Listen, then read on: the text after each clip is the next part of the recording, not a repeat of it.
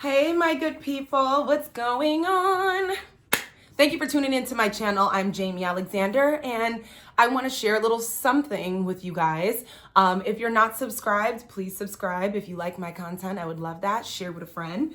I wanted to address this thing I see and hear a lot when it comes to millennials. I'm a millennial too, but I like to call myself an old school millennial because I remember having a pager and having to write my friends' numbers in an address book. And I'm also very tech savvy, obviously. And so this is a video where I will reveal my age. It's so funny. We're so weird about age, but I definitely want you guys to have context in what I'm about to share. So that way, no, I ain't just been out here 2-3 years. Like, my grind has been a grind for over a decade. So I'm 37 years old, and when I was 18 and graduated high school, I immediately knew that I didn't want to go to college, and I got my real estate license. Now, the reason I'm about to share some of my journey with you is because I want you to have perspective. A lot of millennials and people are so worried about where they are and feel so unsuccessful about where they are. And when I tell you I used to be this person, I am hoping that with what I have to share, I can save you from depression, suicidal thoughts, unnecessary tears, giving up, compromising, wavering faith, and disbelief in God. All of these things, I'm 100% sure I can speak to it now because I've been through so much. So when I was 18 years old, like I said, I got my real estate license. I sold my first house when I was 19. I did a lot of little things in the entertainment and stuff. So that was back in the year 2000, okay? So I met somebody, we were dating, I was eventually engaged to be married.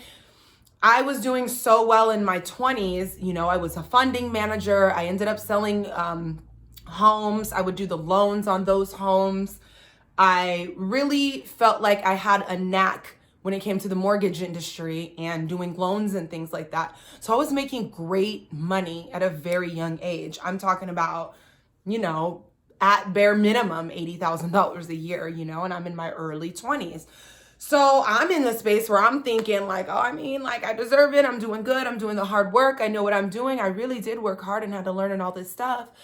But then the market crashed in 2008. And when the market crashed in 2008, I was absolutely miserable. I started out on fire, but after it seemed like year after year after year after year after year after year will go by, and I'm not where I want to be, getting what I need to get, I'm still, I really struggled with like, why am I not where I want to be? Why don't I have this yet? Why didn't my journey take me here? Or why am I working so hard and not getting this?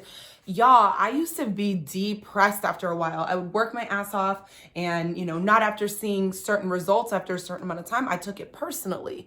Because in my early years, like I said, I made, good money. I had my shining moment where it was like, all right, things are going well.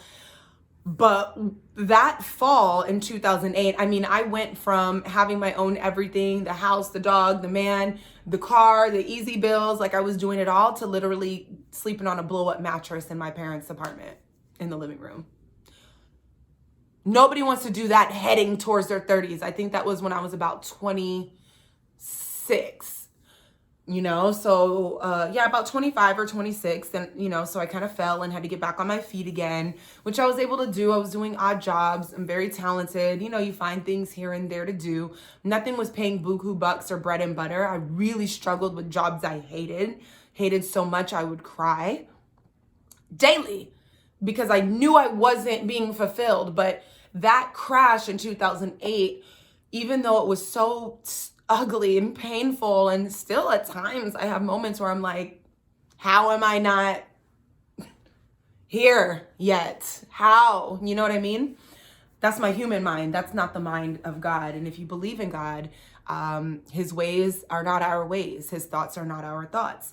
So I had a really hard time with being what I perceived to be unsuccessful. I felt like crap. I didn't feel worthy enough, but that's because my value was tied to what I did and what I had. So when I lost everything and I wasn't doing, what did that leave me being? Nothing. because that's sure how I felt, even though it wasn't the truth. So I'm hoping that you understand that these ups, downs, twists and turns, when things go your way, when they don't, your efforts are not being wasted. They're not, I promise. You are talking to the most overthinking, super ambitious, Diddy, Oprah, what's up? Let me know, because I'm a mogul making empire building. So you already talking to somebody who is serious. Like, I get visions. I know what I want. The very first business I started in 2008, when the market crashed and I couldn't find any more jobs. And, the last job that I ended up with was being a tutor for adults in convalescent homes. I was teaching them how to get their real estate license and be a broker. I was miserable. I had to start asking myself the important questions. God, who am I? I want y'all to write this down. If anything I'm saying is resonating and you feel like you're in a certain space, these questions got me through. God, who am I? Why am I here? What do people think I do? And what do people ask of me? For me, for instance, their question to me was always, do you know somebody who? And of course I do. I'm Jamie. I know I'm the connector. I didn't realize that at the time, but yeah. Oh, do you know somebody who? Yes. A lot of people thought I was a party promoter. I was never a party promoter, but it was just that thing of sharing events and being that host and, doing the things that I did in that way that had people think it was that. So then I had to really start to do the deep work of trying to figure out why I was here. We are all here in this time, this lifetime, this era, this moment for a reason. This isn't some corny meme. This is your life. And you were literally placed here as a small part of the greater whole to accomplish something and contribute something. So me thinking and knowing that, I didn't know anything about business. I knew what I wanted to do. I was like, you know what? My friends are talented, just as talented as Britney Spears and Beyonce. Yeah, the 2000. My friends are talented as Britney Spears. They could dance, sing. I got friends who do this and that. We need to be seen. I'm going to start an all-girl promo group, and we'll just market for small brands and entrepreneurs, just the way 7-Up and Pepsi, they go get their talent, will be the talent for locals that can't afford to go spend $75,000 on a half a day shoot of a commercial or whatever. All of the girls in the group were multi talented. Everybody did 2 or 3 things in the entertainment industry. It was a diverse group. I would send pitches to like Monster and Red Bull when they would do brand ambassador stuff, and I would throw parties and we would do it collectively. The first party I did collectively with my Sleepless team, which was my first business, almost 300 people came to that party. This was 2009, downtown LA, Elevate Lounge, got it poppin'. We had sponsors. It was litty, y'all. I don't even know what to say. My vision was we can create our own celebrity. While we're waiting for Steven Spielberg to call, we'll do it ourselves because we can make local buzz, okay? Nobody knew what I was talking about. I'm like, we're going to market here and we're a group and we do events and we can do photo shoots for small brands and we can act and do voiceovers. I created a group, a network, the Sleepless Network. Fast forward 11 years, what am I talking about? Influencer marketing. There was no word for influencer marketing back then. Instagram barely was born, if was there at all. 2009 was there no Instagram. So here I am, passionate. You guys, the name of the company was Sleepless. I worked hard. And there was a long period of time as time started to go by that I felt like a failure because I wasn't big successful. I wasn't super rich. I even sometimes look at influencer marketing now and I'm like, that's cute, all y'all are doing this, but why isn't my agency at the forefront? When I was doing this and everybody was like, well, what are you talking about? What are you doing? Other people don't have to know what you're doing. You just go for it. God gave me the vision, me the word. It was up to me. And I did my very best to execute that. Now, here I am. Am I at the forefront of influencer marketing? No. Y'all, I'm trying to get my YouTube numbers up right now. But the point was the effort, the energy, the effort and the energy that I put in wasn't in vain, because now, I traveled to New York and did that. I did events in New York. I also did a bunch of hosting. I've interviewed everybody in hip hop that you could think of. I continue to do my parties. I've been doing a monthly brunch party all over LA since 2014. I've done countless modeling gigs, from on the Today Show to all these cute little channels and online this. Like, I have so much under my belt. So much under my belt. Because no matter how painful it got, no matter how hard, no matter how alone I felt, and not because I don't have great friends and supportive family, but when you're a forward thinker and you just see something, like, I didn't know nothing about patience and time. I was just like, I'm gonna stay. I need to get this. I'm gonna stay up all night because I got to get to this goal. I see it. I'm gone. My ego was real big. My ego was, and it's not even in a bad way, because I do think that season of my ego being so like, blessed me, because, I'm loved and revered by so many people. When my big break does come, it ain't gonna be like, oh, overnight success. It's like, nah, my roots are deep. I have so much to offer. I am so great at overcoming. I am so full with the lesson of patience. My days are not as harsh and depressing and as hard as they used to be. So all I'm rambling to say, all this to say, is let life take its course. This is a journey. Whatever you don't do this year, you can do it next year, sweetie. Give yourself a break. Do not get depressed about where you are not. Do not get online and look at this, that, and the other and start to compare your life to what they have and to what you don't have. It's the first killer. You need your energy to keep going, because like I said, this is a marathon. So you need to pace yourself. Ain't no need to try to shoot to the finish line on day one.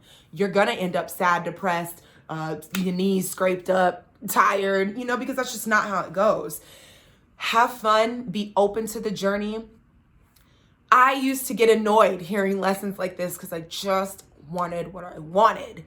But now I can look back. Now that I got a couple of decades under my belt, let's say 17 to 27, 27 to 37, I definitely am so grateful for all the hell.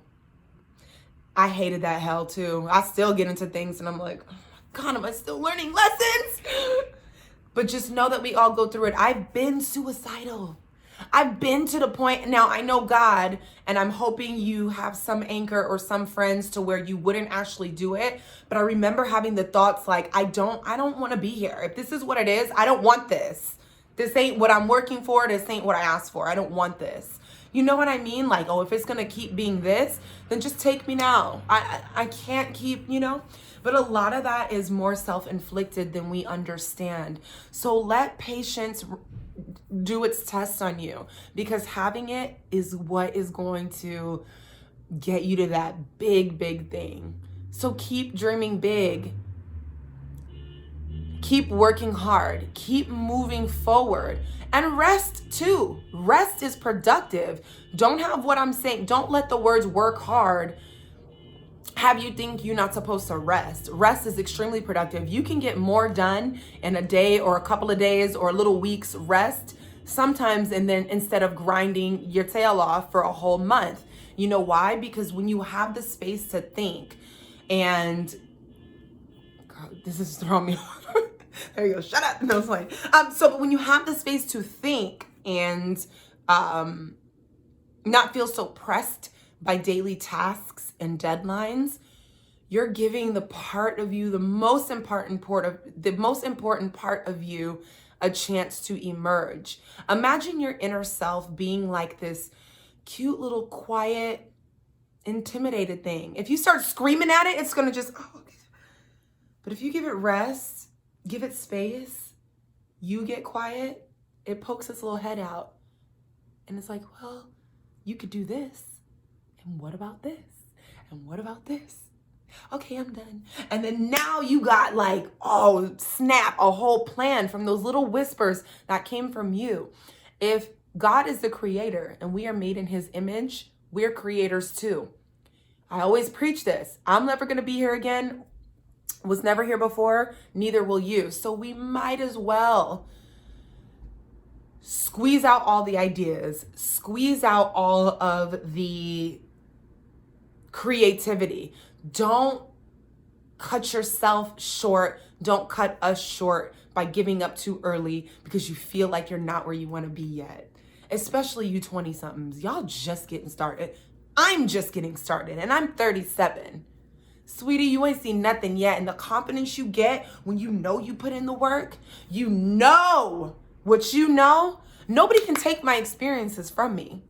I can stand here naked in a paper bag and run circles around folks because of what I've been through. I can stand on my own too. I can show up and persevere. I can bless you with stories that'll help transform your life that nobody else is going to be able to do because they didn't go through it like I did and they didn't view this through the lens of what I have. Now, you'll bring trials on. When trials come my way, in the moment, I'm not so excited, but a tiny part of me rejoices because I know I'm going to come out on the other side and I know I'm going to be able to come out with some gems and jewels to share. That's powerful. That gives me credibility to serve.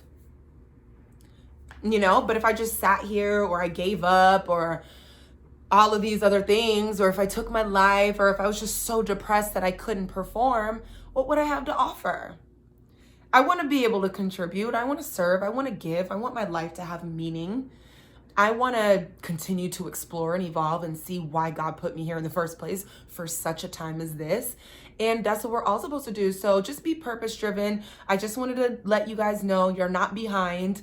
Hopefully some of you younger than me can look at me and be like, okay, well, if she don't feel like she's behind, then I'm definitely not behind. Because if this is even your first time seeing me after all the stuff that I've accomplish, you would think like, I don't know, I'd be perhaps on a larger platform or just, I don't know. But I stopped complaining about it and I stopped asking questions about it. And I just want to continue forward on my path and enjoy my life and have fun and let things be what they're going to be without so much extra thought from me. Just be, just go, just grow, just glow. And please, you're not behind. You're fine. You have so much time. I mean, I know we all don't know when we're going to die and all that type of stuff, but you have time.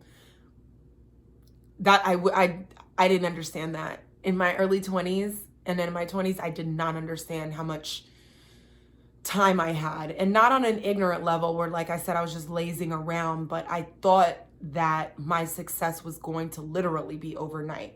Like if the name of my business was Sleepless. The less sleep I get and the more days I stay awake, I thought that was bringing me faster to some big finish line. It just doesn't happen like that. And I can say that with confidence now. So please be encouraged. I love you guys. I just wanted to share. Rest is productive. You're not behind. Enjoy the journey and keep going. Thanks for tuning in. If you found this message to be valuable, please share, please subscribe, and I hope to see you next episode of whatever I do. All right, guys, peace.